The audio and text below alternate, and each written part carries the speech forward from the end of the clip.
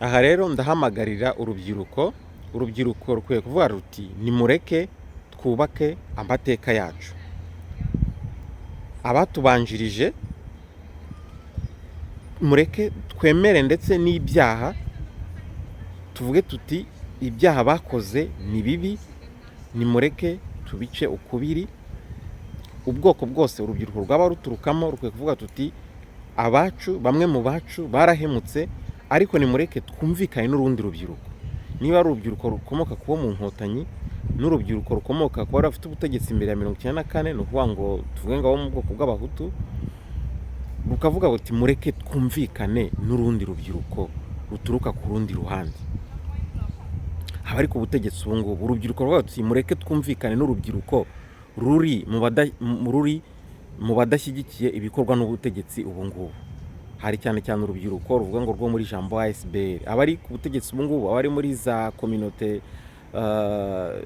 communauté za diaspora zegamiye ku butegetsi. Ariko nimureke dushaka ko twakumvikana n'abari muri jambo ASBL n'abari mu mashyaka atandukanye adashyigikiye ubutegetsi buriho,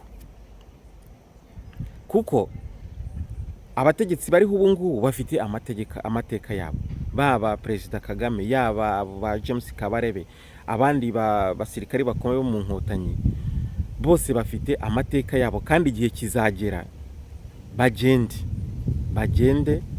Njyewe ntago nifuza ko bavaho bishwe nk'uko abandi bayobozi ba mbere ya jenoside harimo abavuyeho bishwe nyine, barimo Perezida wa Repubulika n'abandi bari kumwe mu ndege, tuvuge hari n'abandi benshi bagiye bicwa, hari n'ukuntu bagiye bavaho bishwe. Ntago nifuza ko abayobozi bariho ubu ngubu bavaho bishwe. Kubera ikizi ntago bakwiye kuvaho bishwe. Icyo nacyo ni ikintu abantu bari bakwiye gutangarira mu buhamya bwanjye, kuko ntago nifuza ko abayobozi bariho bavaho bishwe, kuko ikintu cyo kwicana, cyo kuva abantu bishwe cyari gikwiye kuvaho. Ahubwo urubyiruko kuvuga tuti aba bantu nibavaho, ko igihe cyabo kizagera nta muntu ubaho imyaka 100, twese tuzava ku isi. Nibavaho, nibagenda bakitahira, mwaretse tukumvikana. Nkaba ndi mu bifuza ko rimwe twazabona abana ba Perezida Kagame bicaranye n'abana ba Habyarimana, abuzukuru ba Kagame bakicana n'abuzukuru ba Habyarimana. Nimureke dutekereze gutyo, tuvuge tuti twebwe tuzubake amateka yacu. Abahemutse batubanjirije ntituzakurikize umurage wabo. Niyo mpamvu tugomba kwitondera cyane ibyo batwigisha, kuko bashobora kutwigisha gukora nkabo, urwangano, guhakana ibyo bakoze, kuko bahakana ibyo bakoze kuko bafite ubutegetsi, bakaba badashaka ko bibakurikirana. Niyo mpamvu bashobora no kubahugundira ubutegetsi.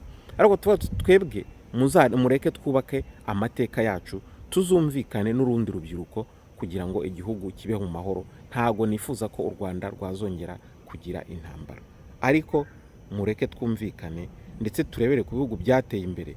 Kubona Ubudage na Polonye bibanye, kandi ukabona Ubudage banye n'ibindi bihugu, kandi Ubudage bwarateje intambara mu Burayi hose, ariko barageza gute bati amacakubiri nimureke tuyashyire hamwe, nimureke tuyashyire hasi, twubake Uburayi bumwe.